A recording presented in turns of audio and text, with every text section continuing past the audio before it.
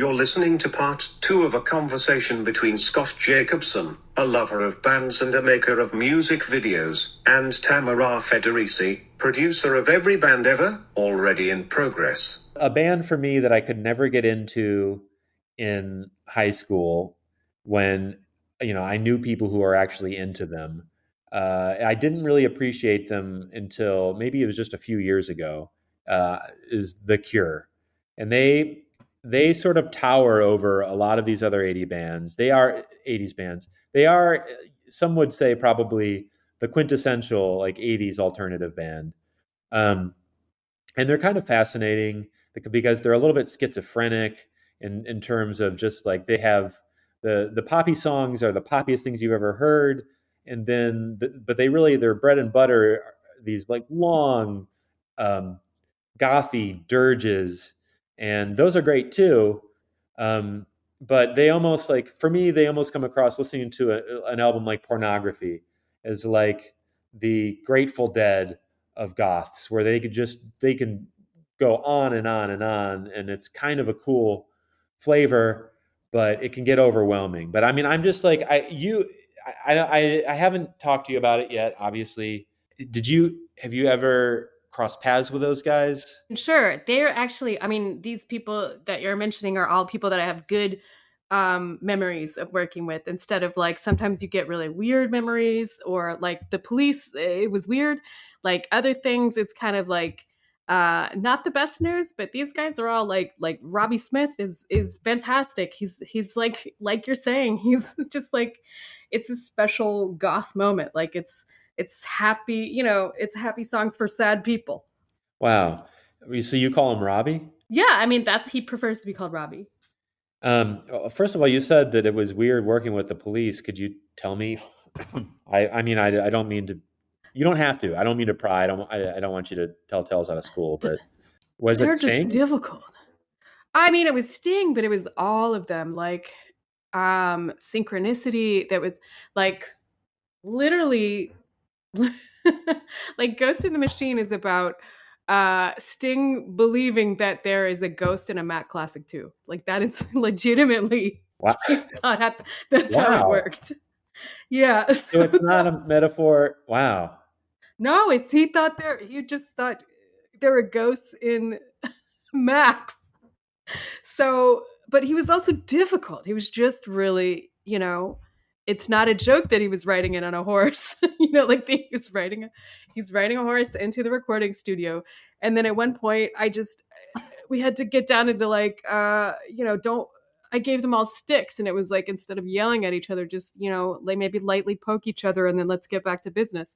And it was just a pokeathon. It was so ridiculous. I can't. Well, I see what you were going for, and I think that's interesting. That's why you're a sought after producer, is because you found other ways to channel their energy, and you were probably trying to channel some of that energy back towards the music, right? And the sticks were just kind of a point on the journey. Yeah, they have so much energy that you have to Well, get it that's to go he's known as somewhere having without that. it exploding. Yeah, well, yeah. I think I know. Are you referencing his tantric adventures? Where he's a known practicer of the tantric arts, where you delay orgasm um, in your sexual experiences so as not to, I think, lose. I think part of it is that you don't want to lose that energy. So it's funny that you mentioned that. He was already kind of showing some tantric like uh, qualities in even back in the old police days. I really like to just separate the work from the music. Okay.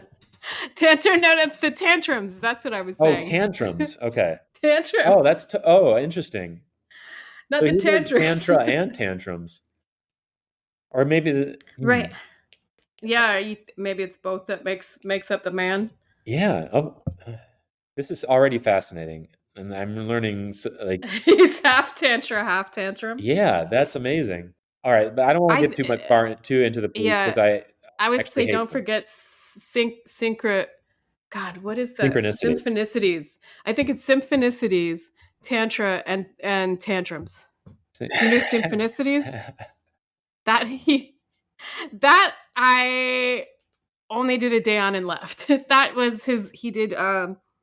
he did orchestral parts to Synchronicity and some other songs that he had done. He called it symphonicities. That doesn't sound, yeah, I'm with you. I think that would be bad. So, but The Cure, Sure. Yeah, what can I tell you? well, I mean, I don't know. The Head on the Door is my favorite of their albums, and it's not the one with the necessarily the biggest hits. Um, it's got In Between Days, it's got Close to Me, um, it's got some of the dirgier stuff, but I think just it balances the moods a little bit better.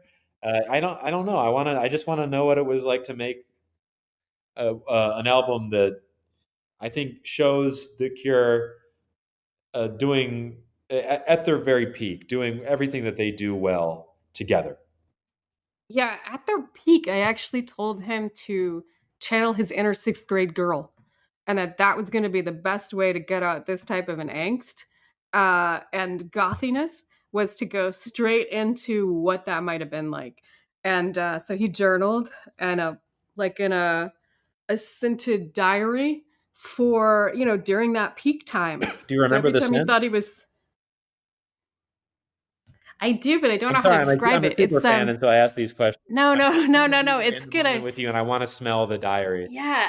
I'm gonna say it's sort of like a strawberry shortcake type of. Wow. If you, No, yeah, I can totally yeah, conjure that. it's that. And he also does the his Q's, his capital Q's are those twos, those curly Q twos. Oh, So I he know actually exactly. went, Yes, yes. yeah, he went hard into it. And that, but I feel like you can hear that in the music. It was more about channeling him as a lead singer into uh the first heartaches and the first oh my, feeling like you're gonna die for all this stuff. And I made a slam book for them and I made them all write in it. And Wow. they got a little emotional. And but I think that helped them come together as a band for Robbie and others. So yeah, there's a song on the album called "The Baby Screams." So you're going through the track list. I don't know. Sometimes did that maybe strike? To me, it seems almost too on the nose as a Cure title.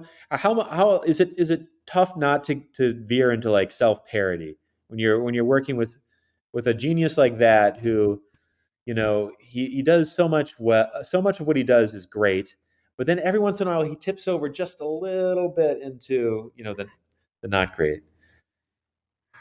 How do you I Yeah, guess all I'm asking is, as a producer, it's your job to keep him from tipping, and how do you do that in this case? I let him tip sometimes You let him tip. because you can't stop him. You just have to gauge that most of the time it's going to work. And every once in a while, he's going to go too far. And then you're just going to have to hope that that doesn't show up on the album. And sometimes it does. Yeah, I guess it did. So the next album, a few of their biggest hits was on it. It's "Kiss Me, Kiss Me, Kiss Me." I'm sure that, like, Just Like Heaven, I believe, is on this one. It was a Huge. double Yeah. album. They were really swinging for the fences. They were poised, even though some would argue that their big breakthrough wasn't this one. It was Wish. This is a beloved album, and they also have some of their kind of, I don't know, real excursions like Love Cats. And it just shows a lot of different sides of the band that I think people didn't know about.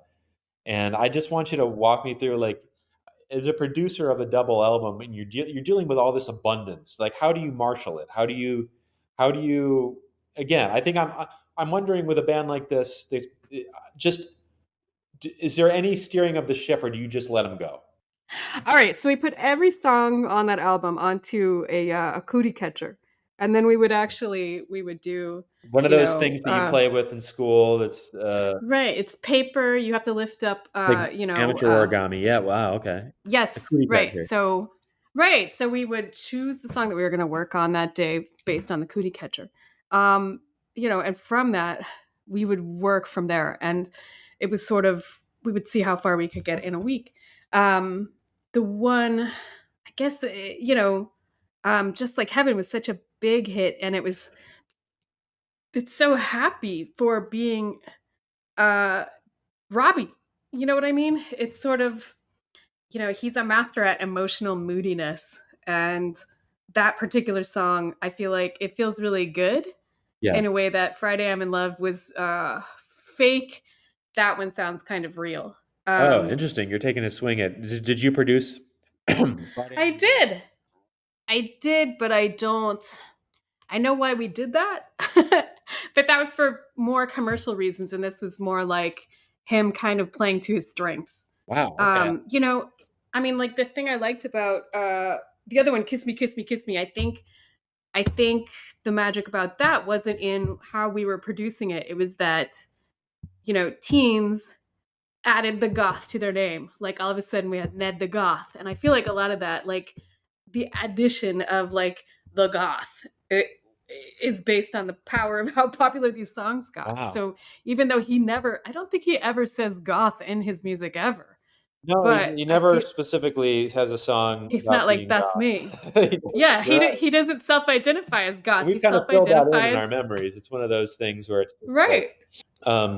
Yeah, We did. if someone were to ask me, does Robert Smith have a song where he sings about being goth, and does he use the word goth? I would say absolutely, of course he does. Right, but when that's too now when far. you're really pointing it out, I don't think he does. No, he doesn't. He right, that would have been tipping too far. So like Okay, that babe, all right. that So baby thing that you're like. I'm seeing how you marshal these like creative forces. That's interesting. Now, Friday, I'm in Love. I have to come back to that. It's one of their biggest hits, and you just kind of like you just wave I it don't. off. I mean, I do. It might be modesty too. It might be something that I'm not taking Is it your favorite hit? It's not your favorite hit. It's not my favorite hit. I appreciate he worked every day of the weekend. There aren't a lot of songs where you can say that about. I think it's it's a success lyrically and certainly melodically. I don't know. I feel like maybe I'm kind of I'm chasing down a lead here. It just feels like you maybe there's some personal reason you don't like that song. I don't think there's a lot of uniqueness compared to the early parts. Like it's not Pictures of You. It's not like, it feels very by the book for a group that is more playful than this. Okay. But all right, I'm not going to tell. I can tell that maybe I touched a nerve. I don't know. I don't want to go too deep. Well, I mean, but it's like you have to shepherd what the band wants unless you absolutely are like, this will ruin your career. Yeah. And that's not going to ruin their career. Yeah. Well, I mean, you did amazing work with them. And Boys Don't Cry. I mean, that's going way, way back in their discography. I'm sure you had nothing to do with that. No, that was something like we were cultivating like a beta guy's anthem. So even though it sounds like it's about alpha dudes being tough, it's actually about like, just beta you're guys not crying, I'm crying. Wow. Right. That right there is an insight that because I always thought, it's okay to cry even if tough you're and cry. A cool, strong guy, which most people who listen to the song probably think that they're that. They're like, yeah, you know what? Maybe I could show, wear my emotions on my sleeve a little bit more. But you're telling me it was actually, they're like, it was just a portrait of a weenie. Yeah. Well, I'm saying this is Strawberry Shortcake telling you that he's that he's trying to not cry, but he's crying. And also that's what is great about this band. That's amazing. Yeah. When you talk about this stuff, I swear I can smell the Strawberry Shortcake. Like I'm like right there with Robert, and I'm seeing his thought process and seeing his curly, bubble letters. It's amazing. Right. It makes, it's so weird. It makes sense with everything, but it's true. I mean, I do want to say something about Pictures of You. I feel like the cool thing that he did there was there's this really long intro into it, and you already know something's happened and something's also gone wrong before you even hear the first wails of angstiness. Like you already, right. It's sort of like you're not sure, but you already like the way that the tones that they used for that song, and that was all. That was all them. That was getting them into that second studio on that one. But that was all that. I mean, I think that's a really cool thing people don't understand about The Cure is that they musically can be defeated emotionally. there could be hope and then sadness and then your song starts. And I feel like that's really unique and so Curie. Yeah, that it really takes you on a journey, and you feel like really by the end of the intro, you're like, okay, I've had enough song, I'm good, and then the song really starts, and you're like, what? Like that wasn't even. I've already been on a journey, and now you're telling me Right. the journey begins here. Right. It's like now I'm going to fill you in on what happened between the opening and the end of the opening. I mean, you have to be the Cure to pull something like that off. I don't think the Police could do it.